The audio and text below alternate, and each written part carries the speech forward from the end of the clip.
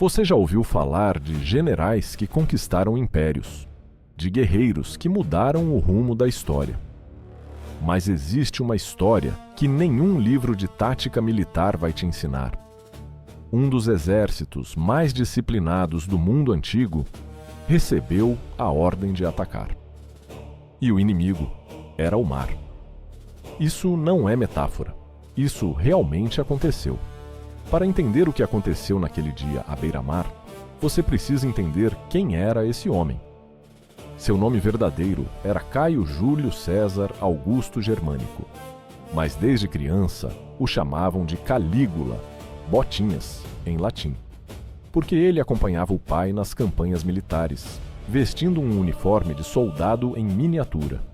Era o queridinho das legiões, o filho do grande general Germânicos. Quando chegou ao poder, em 37 d.C., Roma comemorou. Depois dos anos sombrios de Tibério, ele parecia uma virada de página. Jovem, carismático, popular. Mas essa fase durou pouco. Meses depois de assumir o trono, Calígula ficou gravemente doente. E quando se recuperou, algo havia mudado. Os relatos da época descrevem um homem diferente, instável, imprevisível, cada vez mais violento, execuções sem julgamento, humilhações públicas de senadores, decisões que ninguém ousava questionar. E foi nesse contexto que ele decidiu liderar uma expedição militar ao norte da Europa. O objetivo declarado: invadir a Britânia. O exército romano marchou, organizado, armado, preparado. Era para ser uma grande conquista, uma demonstração de força imperial. Mas quando chegaram à costa do Canal da Mancha, a invasão não aconteceu.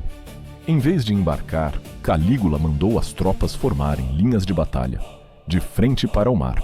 Escudos erguidos, lanças apontadas, formação de combate, como se o inimigo estivesse vindo das ondas. E então veio a ordem: atacar. Soldados romanos avançaram contra a água, golpeando o mar com espadas e lanças.